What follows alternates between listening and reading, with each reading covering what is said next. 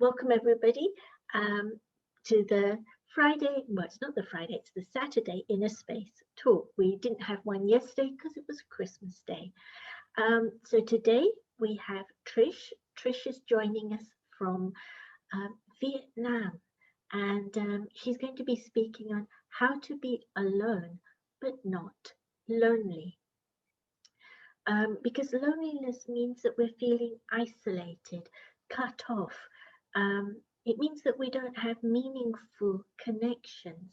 And so Trish is going to be sharing with us how to not just connect meaningfully with other people, but with ourselves, to have that experience of love, of support, of being cherished, I'm sure. So Trish Summerfield is originally from New Zealand.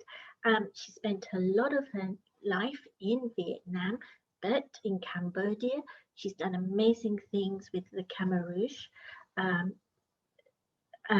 people, and also Japan. And I've known Trish since Japan, so we've connected over the years. She is an author, a TV presenter, a personal development and values education trainer. So Trish, we're going to hand over to you. To everybody else, the final notice is really Trish will be happy to take your questions at the end. So after her talk, Trish is going to do a short meditation, and then I will be taking the questions you sent in by the question and answer link in your email, and I will be putting them to Trish on your behalf. So Trish, over to you. Thank you. Thank you so much, Archie. Thank you also for that introduction. And really lovely to be with everyone today. Greetings of this season. And, I appreciate all around the world, and particularly in the UK, that this is a very unusual time that we are going through. And so today I would like us to walk through a process. And, I work in education. I think many of you might be familiar that there's a lot of research on how we learn best. Just appreciating that when we look at learning, we find that we learn better when we experience something. I'm sure you found when you're raising children, you can give them a lecture on and on and on, and they will retain something. But if they experience something, if they observe an action of a parent or a teacher that is in some way positive or inspiring, and they take that inside, then that stays with them much longer. Even also the opposite is true, isn't it? So today, as much as possible, what I would like to do is make this experiential, given, the confinements of Zoom and all of that. But I will invite you to participate wherever I can. And I'd like you to think back to the beginning of the lockdowns. And I think we all perhaps entered at different periods. But when we entered lockdown, I think something that we all shared, we spent a lot more time inside our houses, right? And when you spend a lot of time at home, I don't think I'm alone in this, you notice things about your house, your interior, the design, maybe something that's a bit old, a bit broken. You notice things that you like and don't like. And I know that so many of us did, revamping of our houses. We bought more furniture. That also actually helped Vietnam, because a lot of furniture comes from Vietnam. And so although the economy went down dramatically, it went up a lot in furniture, because around the world people were buying furniture. And so I also did some renovations in the room and the area where I lived. And so when we spend more time at home, we notice things about the house, yes? And the same is true about our inner house. And I like to call it the palace of the mind. When we spend more time at home and alone, we notice more about what's happening inside. And so I think very much central to this aspect of being alone but not lonely is exploring what is happening inside the palace of my mind, and what the design, what I'm decorating it with. And if we take a walk through the palace of the mind, often we can appreciate the beauty of the mind and what I'm holding within it. But also, there'll be things that we might see, we might like to make changes to, just as when we look around our physical house, we will notice things. And so, what I would like to do is really invite us to take a walk through the palace of our mind. And if you think about it, the first place is to go in the door. And I'd like you really just to imagine that you're entering the palace of your mind. And as you go in, you open the door, you go in. On the left, there is another door, and on it is the room of the self. And I want you just to open that door and go inside. And inside that room, you have decorated with images, all connected to the way that you perceive yourself. And there might be a lot of very beautiful images of how you see yourself and your value, your uniqueness, your strengths. But also within that, there may be some that are not so shiny, maybe some that might be a little bit broken. And really, for most of us in the world, we hold a perception of ourselves from one of three different aspects. And I think perhaps one of the most challenging of them is when we see ourselves as having less value than others. And we call that inferiority. And we look out at the world and we feel that we have less value, maybe based on whatever measure we might use. It might be something physical, it might be intelligence, it might be possessions, but we judge ourselves as being less than others. And, you know, recently I worked with one lady here, and she was 50 years old, very, very wealthy, very talented. But she said, I always feel inferior. I always feel that I have less value than others. And she felt very uncomfortable with herself and to be with herself, really, and certainly to be alone. And when we looked at it, she shared with me that when she was growing up, it was post-war, but it was a time of a lot of poverty. So every day her mother would make breakfast for the family. And at the time when the family was going to eat it, every day the neighbor, that was obviously in a very difficult situation, would ask for food from the family. And the mother would give food. And what happened is that this young lady would very often not get her breakfast because her mother would give it to the neighbor. And, you know, as children, often we blame ourselves when things like that are happening. So this young lady formed the belief, because her mother gave her breakfast away each day, she went to school hungry, that she wasn't worthy, she wasn't valuable. And from that time of, you know, a young girl until 50, she lived with that belief. And of course, once we worked together, she understood and she stopped blaming her mom. And she realized, obviously, the mother did the best that she could in that situation. And it didn't mean that she, as a young girl, had no value. It just meant that mother made, or her mother made, the best choice possible.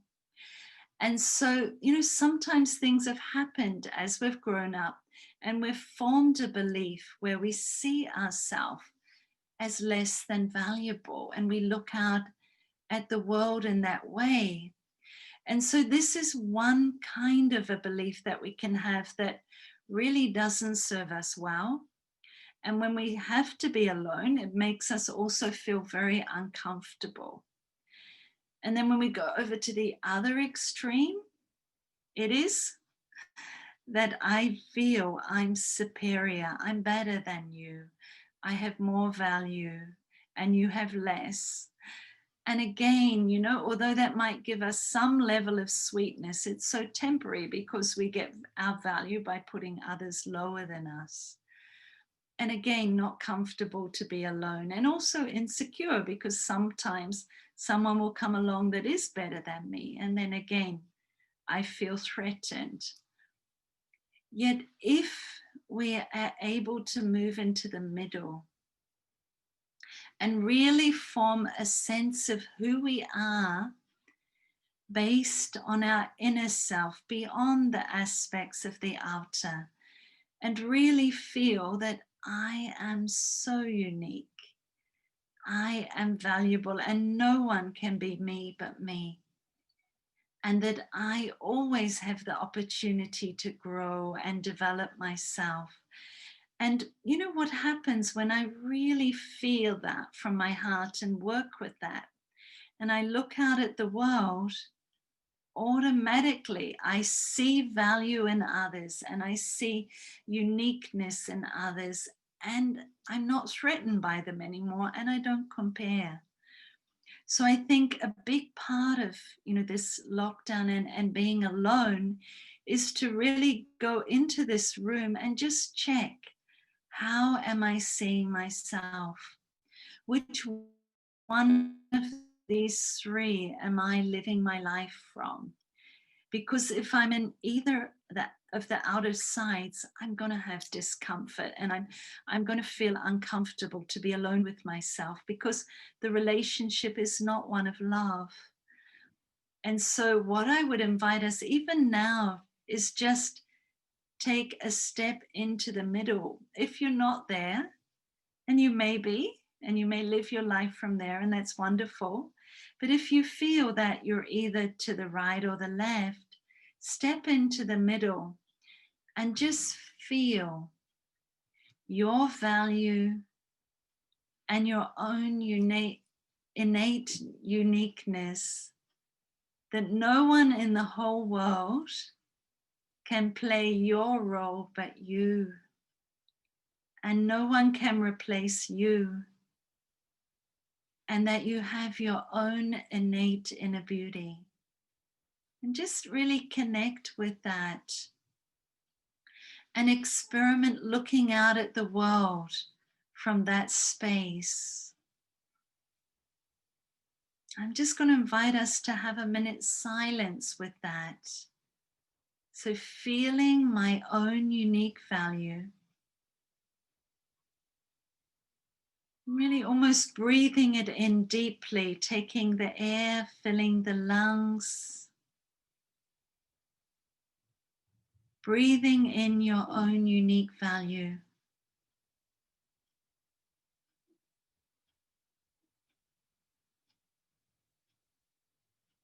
And looking out at the world with that deep feeling of security and self-love.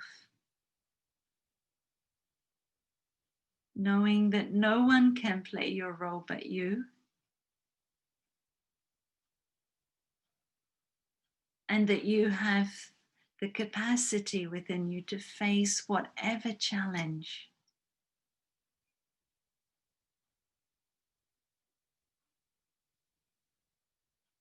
And now that we're in this room, just look around the walls and the decor. Maybe there's some images there.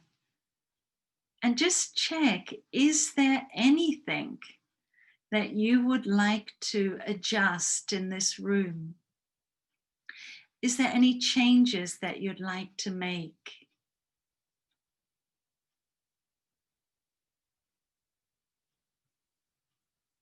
And I know for myself recently, I was thinking about this room, and I know for me, I have a little bit of a thing where sometimes I am not patient with myself. So I felt, let me fill the room with an image that reminds me to be patient with myself.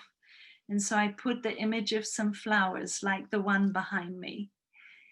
And that just reminds me, when I think of it, to be patient with myself.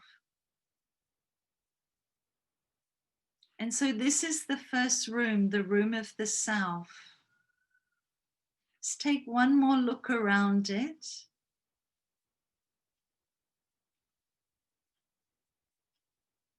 And maybe even tell yourself, tomorrow I'll come back again. I'll just check how it is and what I'm positioning, what I'm keeping within that room.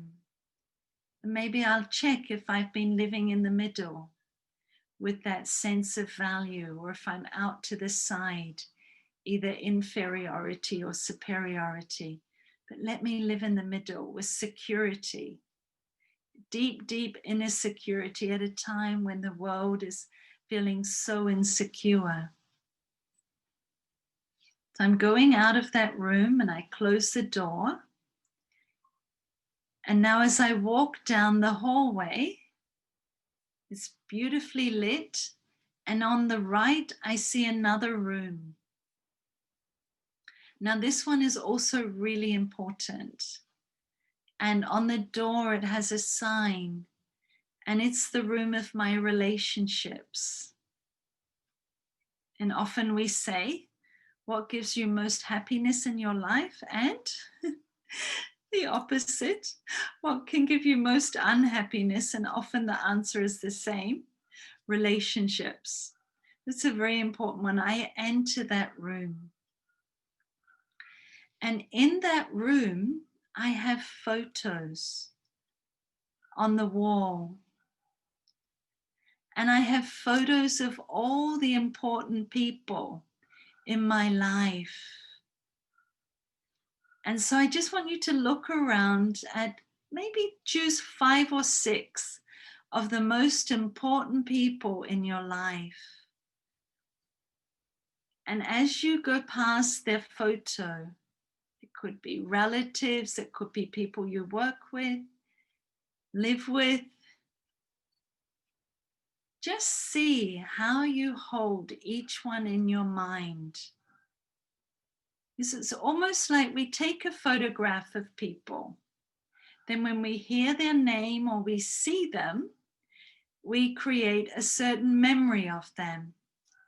And that will give us comfort or discomfort.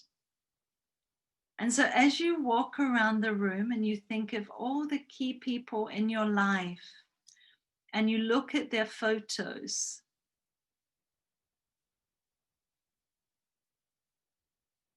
just check how you're holding them in your mind. And perhaps ask yourself, are you holding them in your mind in a way that you would like them to hold you?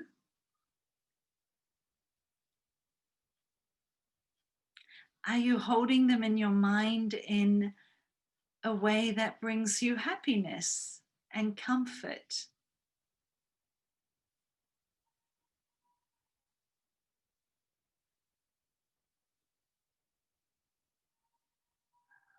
It's a big question, isn't it? And it's probably something that you do often, but I remember researching for one program we were doing on TV, and we looked at some research on couples.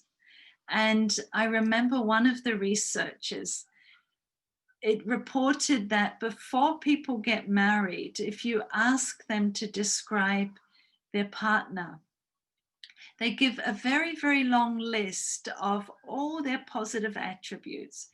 Perhaps even the partner may be a smoker, and they might say, well, it's very fashionable.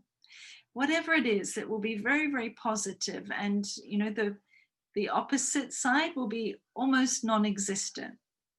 Yet, when the researchers go back after 5 years or 10 years, and after those couples have got married, what do you think they find? Often the story is the opposite. And when they're asked to describe their partner, they come with a long list of the opposite side.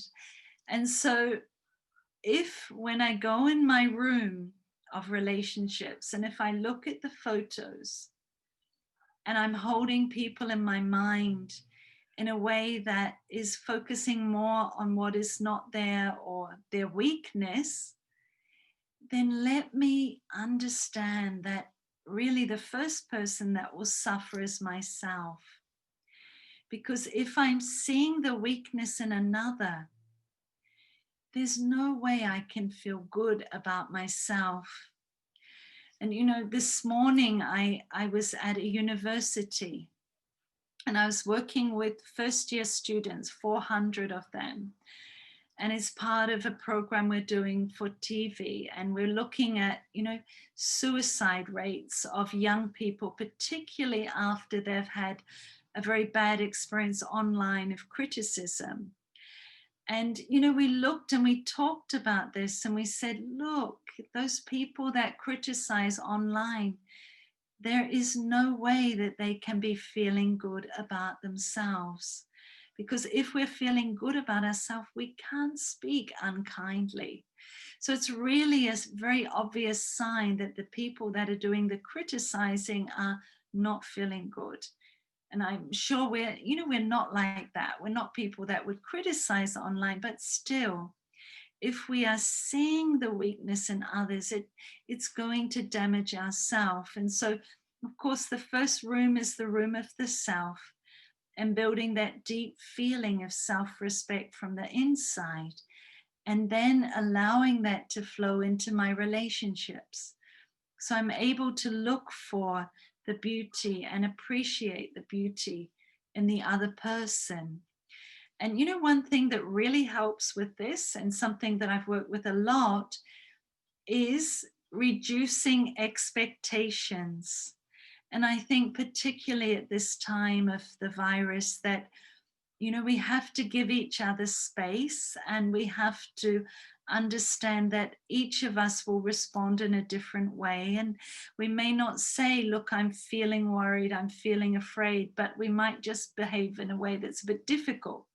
So I think we need to give each other space and understand that sometimes we'll experience behaviors from people that are close to us that may not be so conducive, but just give space, understand that person's going through something. So if I can reduce my expectation and increase appreciation, look for good, then we will enjoy the people that we're with much, much more. And particularly if we are in lockdown with them and, you know, we're in very close confined areas, perhaps much more so than we have been before, like really appreciating.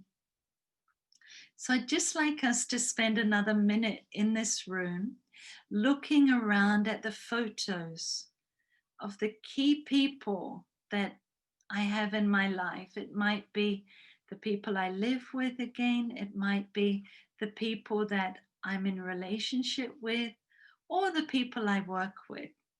And just checking, am I content with how I'm holding them in my mind?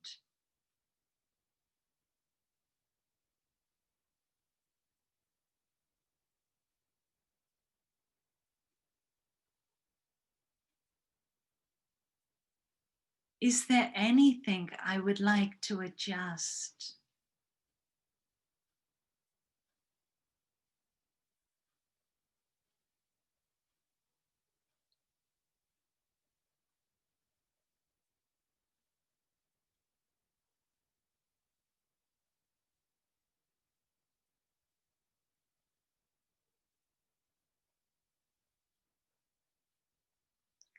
And again, this is a room that it can be very useful to visit often.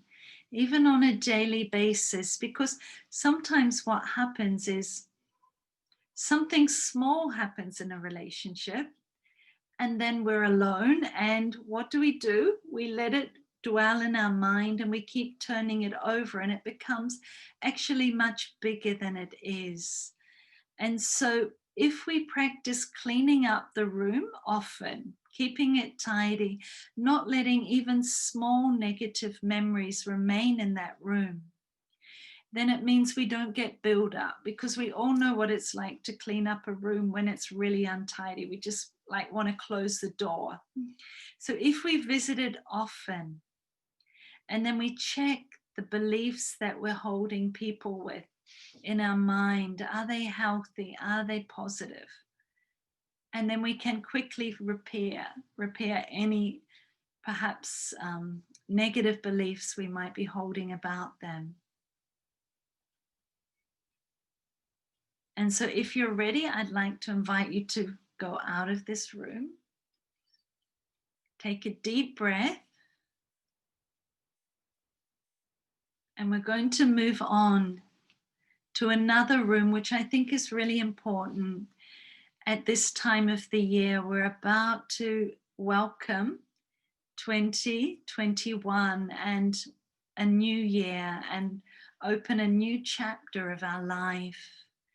And so in order to really enter a new chapter in 2021, it's very good to go into the room of the past. And it may be 2020, and what a year it's been, but it may be other past memories that we're holding. So I'd like to invite you to enter this room. And in here, it's almost like our private museum. We store all the memories of our past. And I know, when I think about my grandmother, she was someone that I didn't spend a lot of time with, but when she was in her 90s, she was taking antidepressants and, living in a very, very beautiful place with a lot of good care, family support, but antidepressants. And I think the key thing was that when she went into the room of her past, she dwelled on only the negative memories, and she allowed them to stay inside that room and her mind, and they became her experience. Instead of enjoying those final, moments or years of her life, she was reliving the negative memories, and yes, unfortunately, greatly reduced the quality of her life, and also the experience of her relatives when they went to see her. And so when I enter that room, I check how I am displaying the past in that room. Am I able to display it in a way that gives me comfort and happiness?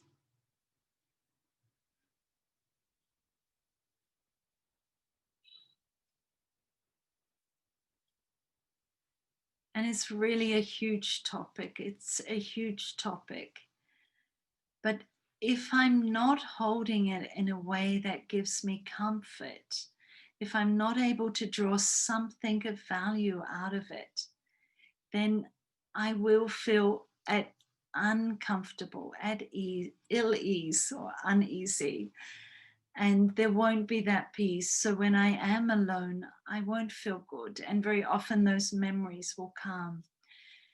And so making the past my friend, and this is a really big area. But as I'm entering 2021, I need to be able to draw beauty out of 2020. And I need to make sure that I'm not holding sorrow in my mind from other years and even more years. That room is filled with beautiful memories. And if there was something very, very difficult, I'm able to draw it and make it a lesson. And I'd like to just give one example. I remember one New Year some years ago, I had an experience where I trusted someone to edit a book. And the book for me was very valuable. It was about, a support book for people that were really terminally ill. But we had to edit quite a lot of one chapter because of, the publishing request. And so I worked a lot, it took hours and hours. And then I asked the translator, please, go through and be really careful with this chapter and, edit it and translate the edits. And, when we got the book back from the publisher, it was so exciting to have that book. And I felt so excited. And then as I thumbed through the book, I realized that the chapter that I'd spent hours and hours editing, it wasn't there. It literally wasn't there. And I thought, oh my goodness. Actually, I probably thought, oh my God, what happened? And, I went to that person that I trusted with the editing and I said, what happened? And you know what he said? He said, well, look, I looked at it. I thought it would have taken a lot of time to, work through all those edits and retranslate. And so I thought, let me leave it out. I'll save time. And that was really a big test for me. And I can't say that I passed 100%. I really spent at least 2 days really in reaction and negativity. And I felt, well, that's it. I can't trust people. How can he? How could he? Da, da, da, da. Like I'm a victim. On and on, the story. And then, and it was actually the same time of year, it was New Year. I went, oh, actually, I can trust everyone with something, because I'd started to feel, I can't trust that one, that one, that one. And then I thought, no, I can trust everyone with something, but it's me that has to choose the level with which to trust each one. And I trusted someone that was, I think, only 21 years old with something that was just too big for them. And that was not their mistake, that was mine. I gave too much responsibility to that young person. And when I realized that, I went, oh my goodness, right? So I wasted 2 days of my life and created a lot of negativity, probably made myself sick. But then I had this amazing feeling, wow. We spend a lot of our life being a lawyer and trying to prove our case of why we're right and everyone else is wrong. And when I went beyond that, I found myself in a very beautiful space. And I spent the new year writing a book. And, it was a very beautiful experience of really exploring what honesty is and what dishonesty is. So what I mean to say, that was a really difficult event. And it meant that book that was published, some 1,000 copies, that most important chapter was not there. But, it is what it is. And I couldn't change that. But I felt like I grew so much from that event. And I turned it around. And so when I think about that memory, it's such a beautiful one now. But if I hadn't have worked with it, I could have lived my whole life not trusting people and always looking to see what I can't trust in someone. So that's what I mean. It's in our hands. And I'm sure you've worked with this. But if not, if there is something in that room that is giving you discomfort, work with it now. Turn it around. And, in the holiday and the time you have over New Year, continue to work so that when you enter that room of the museum of your memories, you can feel totally content. And if there's adversity, you can also see the beauty in it. So let's just spend a minute, and just have another look around that room.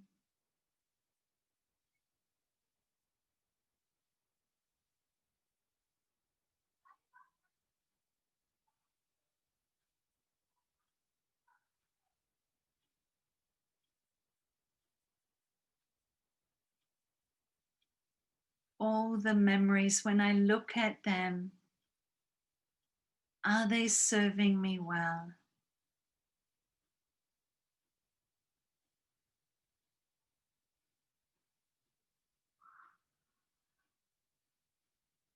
And if not, it's in my hands as the master of that room to turn that memory around, as challenging as it was.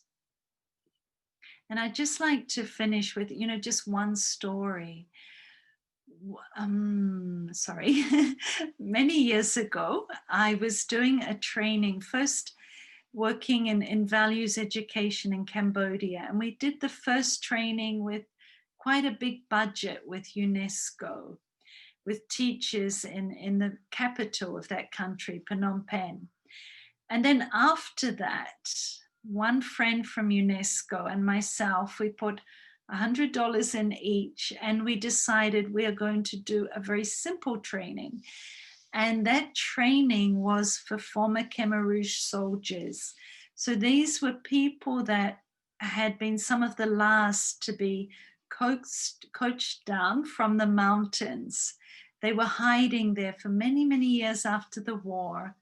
They were very simple people, and they were being rehabilitated. They were given farmland. And so we went along for a very simple training in a place with a dirt floor, and were doing this values education program. And midway through the first morning of the training, my friend from UNESCO said, your translator in this training, his name was Sambo, he actually is from this area. The area was Kampot in the south of Cambodia. And, he grew up here. And in fact, during the war, every member of his family except himself was murdered by the Khmer Rouge. All their gold was taken, their house, everything. And I said, oh, wow. And he's volunteered to come and do this training. And then the friend whose actual name was also Sambo, which is strange because she's a woman, he's a man, but that's the way it is in Cambodia. They use the name for both genders. And she said, in fact, his family was killed by these same people that you are training right now. And I went, wow. And there he was, this young man beside me, and his family had been killed by these former soldiers. And I asked my friend, does he know that? Because he's volunteered to come on his holiday time free as a volunteer to train these people. And she said, yes, he knows that these are the people. Can you imagine that? And I just went, wow. And of course, I continued the training. And at the end of the day, I invited him to sit with me at a very simple cafe on a river. I don't think it was the Mekong, but it was a small river. And we talked, and I asked him, what is it that can allow you to come back and train the people that murdered your family and took all the wealth? And he said, I know in my heart for my country that we have to go higher. We have to aim for something better, higher than revenge. And I know that my family would want this. I know in my heart that they would want me to try and help these people. And I know that these people were brainwashed at that time. They were not in their right mind. And so, I thought that is amazing. What could be more challenging than that? And yet there was that young man smiling and bringing something new and bringing a new chapter for the country. So whatever memories we hold in that room, let me do the work and make sure that I hold them in a way where I can see the beauty out of the difficulty. And I think when we work in these three main rooms, the self, relationships, and the past, this really helps us feel at ease, at comfort when we are alone. So these are some of the things that I wanted to share, and I hope that in some way they are of comfort, of use to you in your life. And yeah, I wonder if there's any questions. And thank you for listening. Thank you for your patience. Thank you. Would you lead us in a meditation? Just a short meditation? Oh, sure. Yes, sorry, Ati. Yes. Okay. So, again, if we can, and most of us, I think, are probably sitting down. And just first, as you enter the meditation, if you can become aware of your breathing. And you might be very familiar with correct breathing, but often when we sit a lot, which many of us tend to, we start to breathe in a shallow way.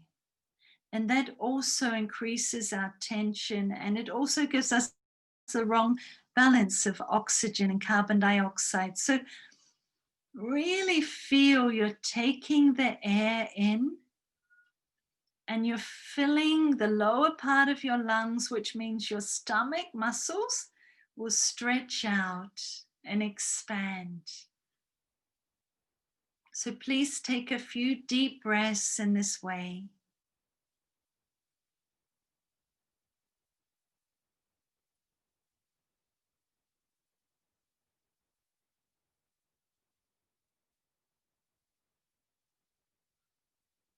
And now breathing in this way very deeply and filling the stomach and lungs.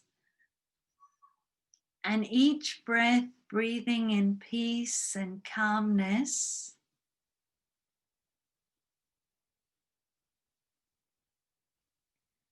I see in front of me these three very special rooms. The room of the self,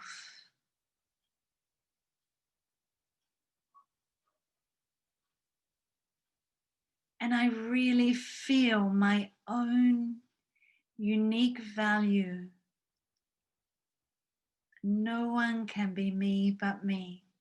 I feel love and appreciation for myself.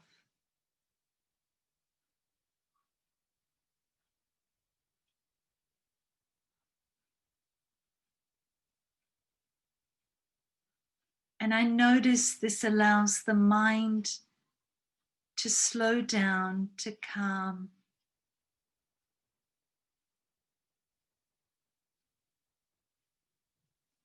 And as my thoughts reduce and slow, I feel a sense of silence and stillness.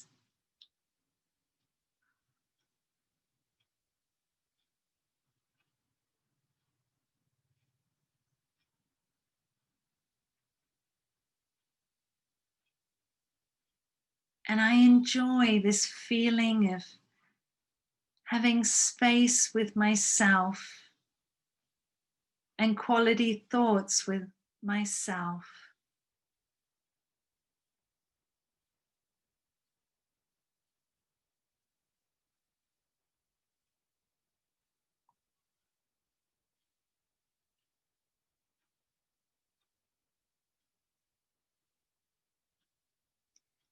And I move to the room of my relationships, seeing each image of the important people in my life and smiling at each image.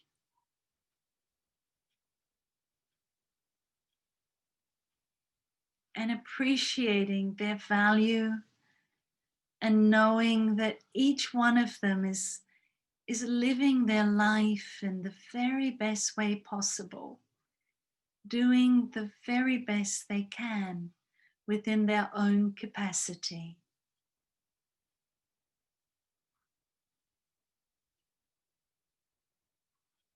So really feeling a sense of blessing them, even though they may not be with me.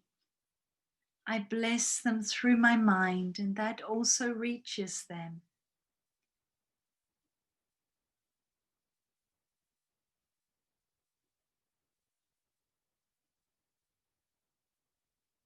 And again, smiling at each photo.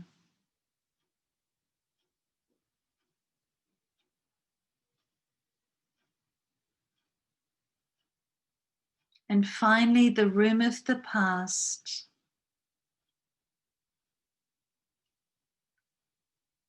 Again, looking at that room and being able to draw beauty and deep, deep contentment that I did whatever I could at that time. I responded in the best possible way. And holding that memory in a very beautiful way.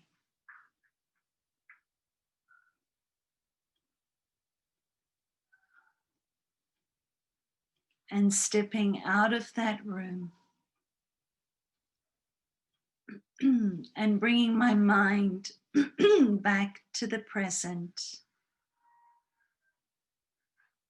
And knowing whenever I choose, I can enter these rooms.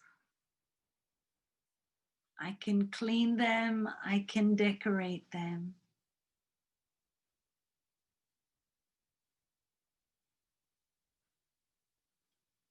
And I'm feeling more and more comfortable to be with myself in my own company. And I know this is preparation for when I'm once again in the company of others more.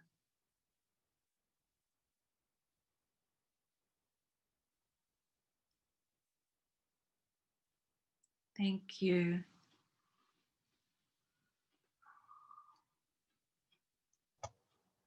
Thank you, Trish. So yes, there's a number of questions that have come in. So let me begin, if I may. Any advice for elderly experiencing loneliness due to being widowed and their families living on the opposite side of the world?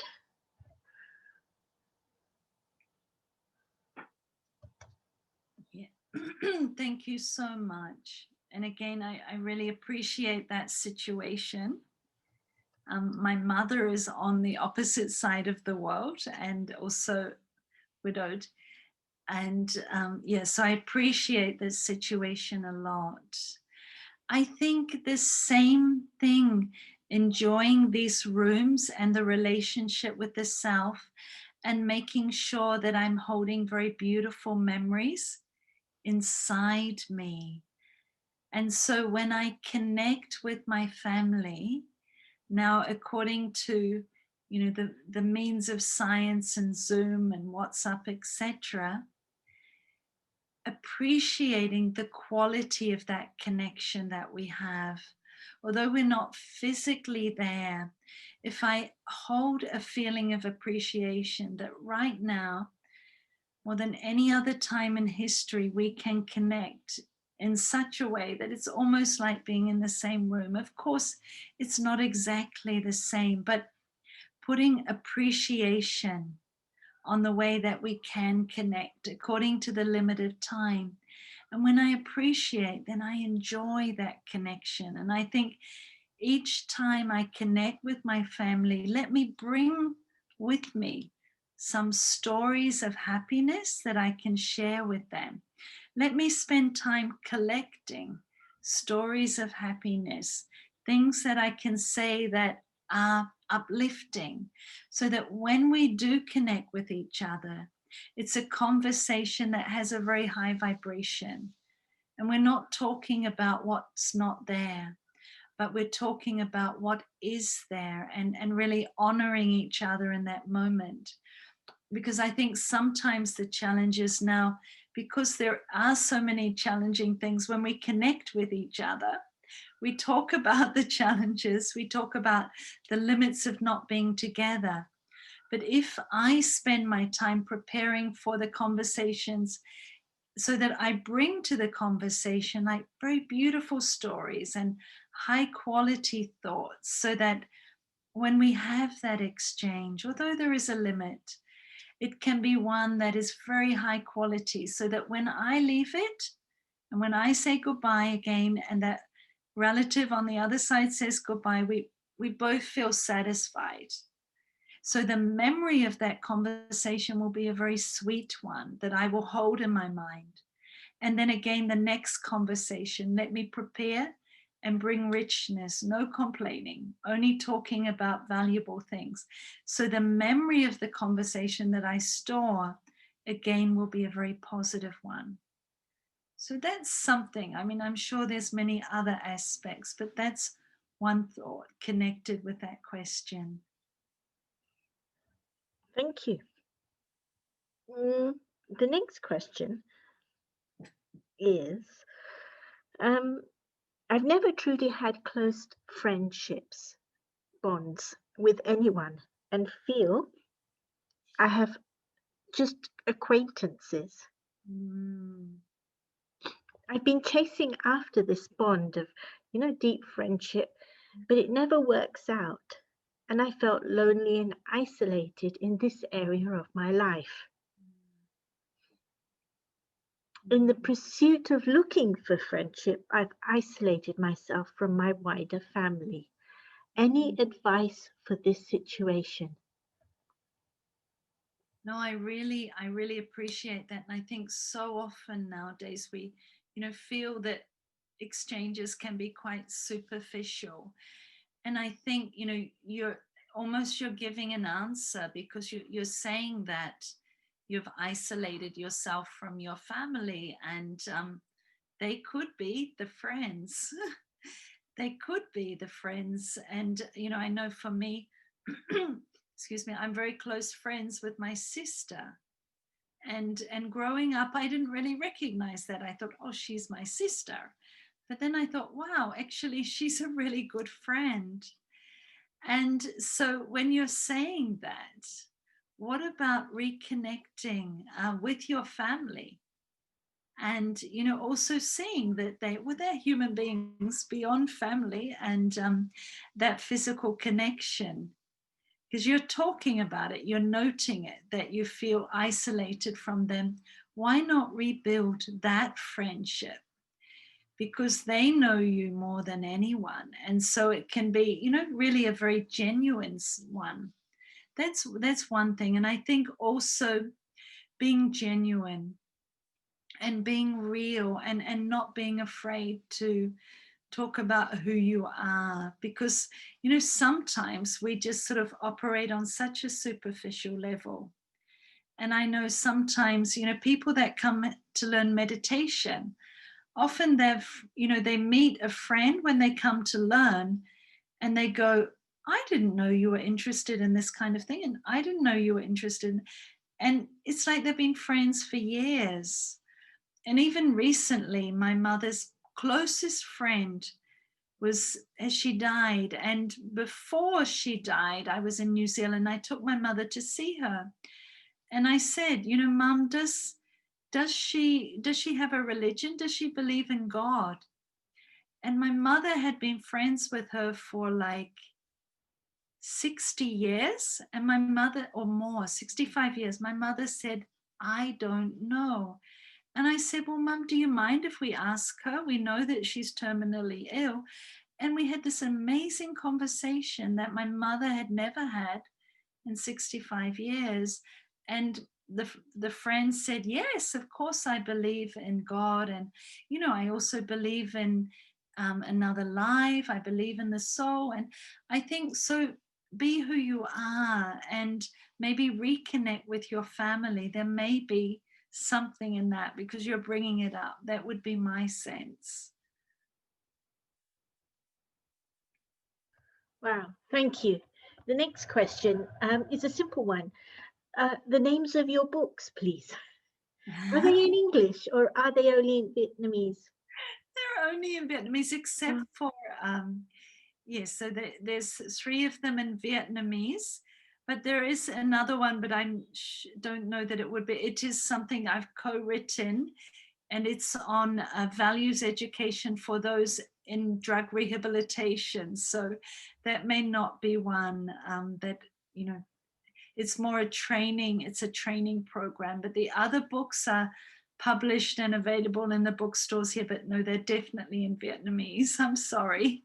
Okay, so I'm going to say to you this, if it's possible, if you could drop us a name of the Vietnamese and the one non-Vietnamese, then if people need it, we can send it out to them, because I know we have some people connected via who are Vietnamese, so they may enjoy Okay, those. That would happy be to do that. appreciated. Thank you. Yes. The next one is, do you have any tips for getting rid of nasty feelings from some photos that exist? You were talking about the photos in the room, or basically the past. Yes, yeah, I do. I do. I work a lot with this, and there's, you know, I work with 4 steps. The first one, and you maybe don't like it when I say this, acceptance. And acceptance does not mean agree. Acceptance means that this is part of my story. It's one page in one chapter of my book. And if I don't accept, I can't turn the next page. I can't move on. So accept that it's part of my story. And accept doesn't mean that I like it. Accept means that I work with reality. And the next one, understand. Understand why it happened. And, you know, it may have been something from you, like the story I shared about the honesty thing. Sometimes we're like, but then when we look at it, actually, it's, oh, it was me. Or maybe not, but understand perhaps a weakness on that other person's side. Understand if you can.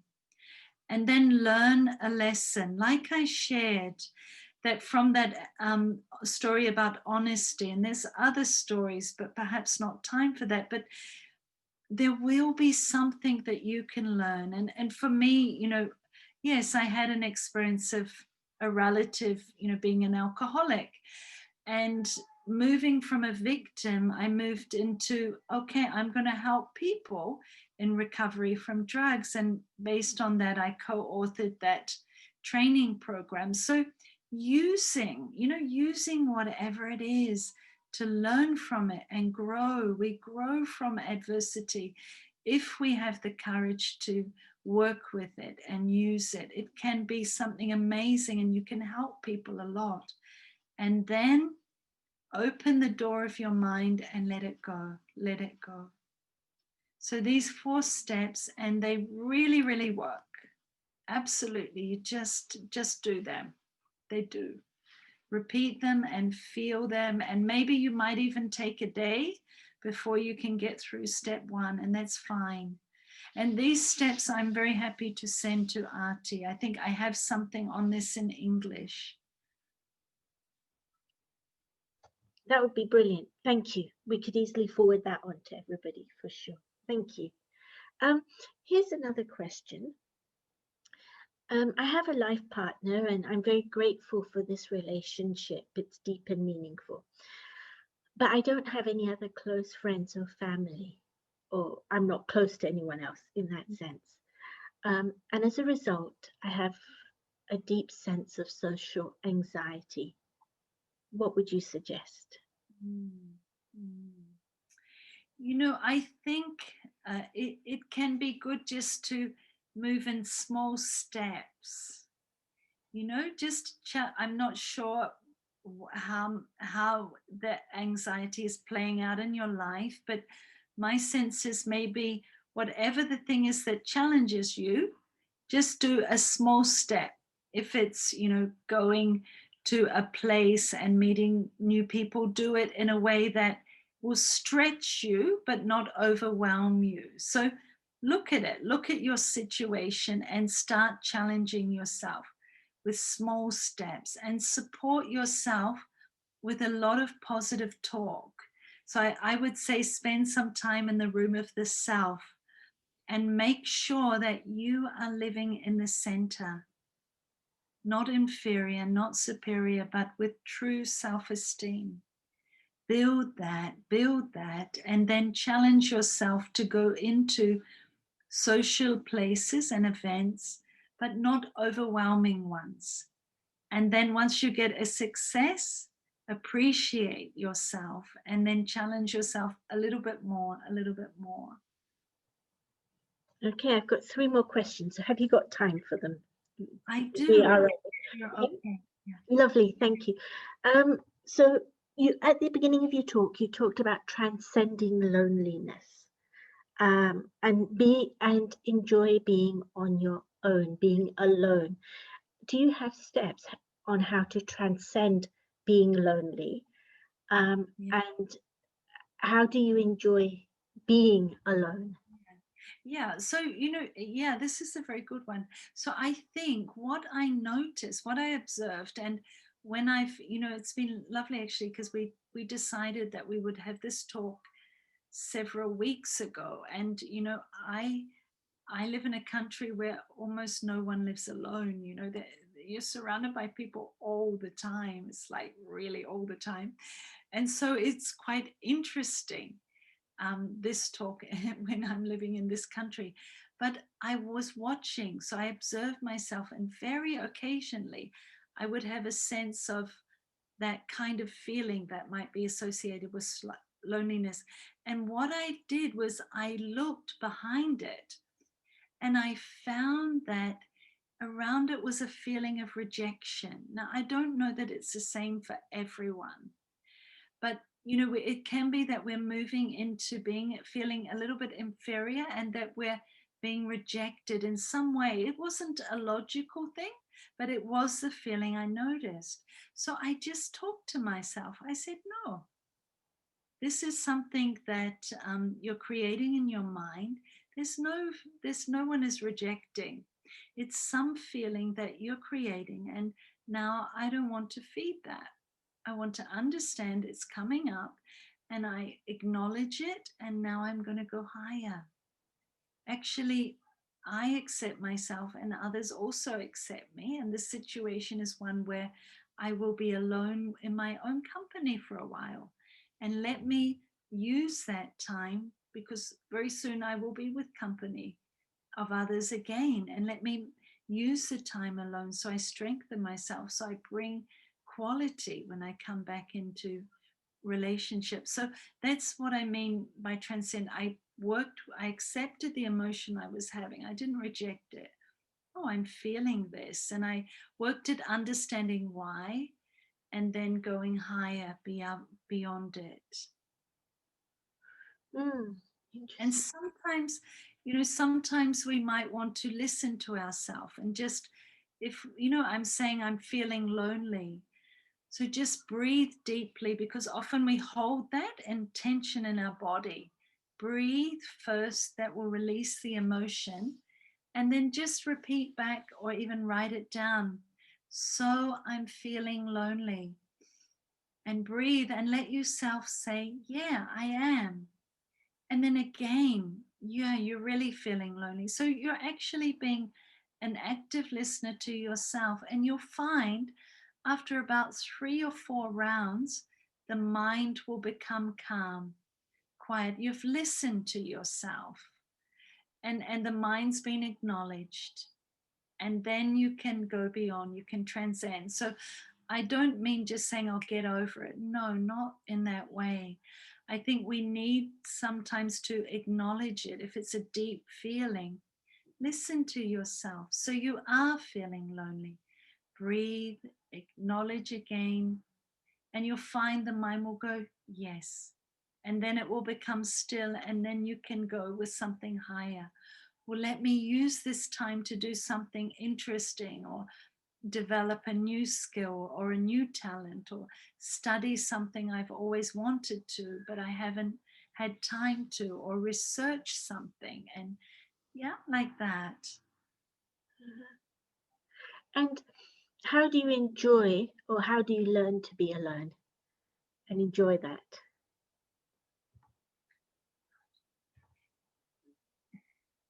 I think by really the steps of first being very happy with myself, content with my own company, and talking to myself in a way that's very kind and loving. Because actually, there's a dialogue going on with ourselves all the time. But, often that dialogue is not a positive one. And so when I'm alone, it becomes almost like more apparent about that dialogue, and I feel uncomfortable. So making sure my internal dialogue is very kind and very loving and very friendly. You Mm, know, it really, yeah, that I think that's really important. thank you. Um, Last two questions. Can you talk a little more about people living alone, both physically and emotionally, craving a partner to share their life with when they don't have one? Mm. Yes, I also really appreciate that, and that is something that if we continue, to crave that, that can create a lot of discomfort inside. And so, I would say that again, that conversation with yourself, not suppressing it, but even, like a compassionate touch. I'm feeling I'm craving someone to be with me. And just acknowledging that, accepting that that is a feeling I'm having. And breathe. And again, if your mind is still running and I'm feeling sad and I'm whatever you're saying to yourself, breathe and listen. Repeat back what you're creating in your mind.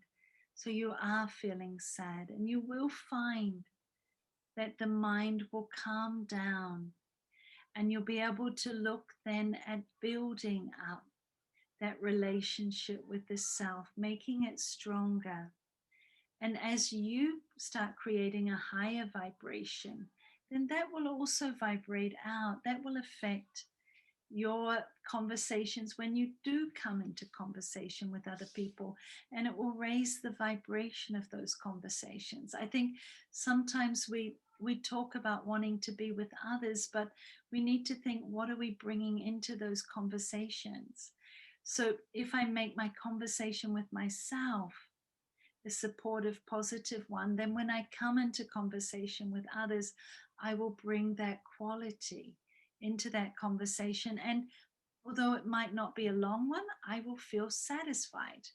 Because if I just spend my time with a neighbor and, complaining about the weather, complaining about the situation, although I've had an interaction with someone else, how deeply in my heart will it satisfy me? So I think, yes, the craving can be there for relationship and sharing, but let me build myself and build the quality of interaction so that when I step away from the interaction, even though it might have been a short one, but I will feel satisfied and I'll feel I offered something of value.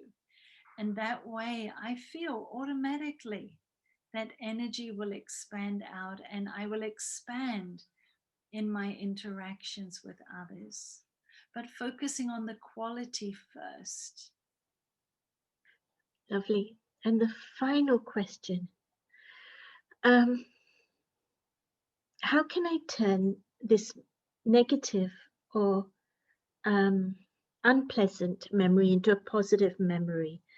I witnessed my father's end of life and the suffering he experienced.